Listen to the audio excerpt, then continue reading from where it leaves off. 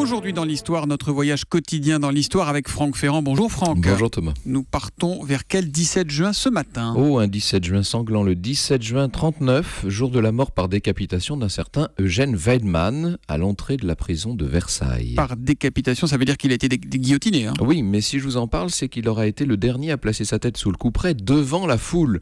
Ce 17 juin 39 est la date de la dernière exécution publique en France. Alors bien évidemment, à l'époque, les curieux qui sont là l'ignorent. Comme toujours, une multitude de badauds est venue, attirée par l'odeur du sang, par ce spectacle d'un autre âge, la décollation sanglante d'un homme en plein XXe siècle.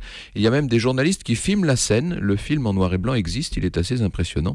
Il y a aussi des femmes amoureuses du condamné et toutes sortes de curieux. Bon, mais alors quel était son crime? Qu'avait-il fait, Franck? Alors, il avait en fait, on l'appelait le tueur au regard de velours, ce qui explique les groupies. Il avait avoué 6 meurtres au moment de son procès.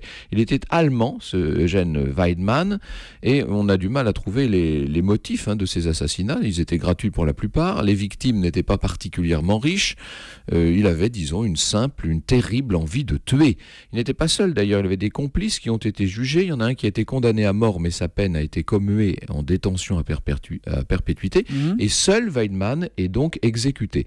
Cependant, les circonstances sont telles, l'hystérie de la foule est si grande, la présence de la presse est si indécente que le président du Conseil, Édouard Daladier, décide d'en finir avec ces spectacles de mort et il promulgue un décret qui met fin aux exécutions publiques.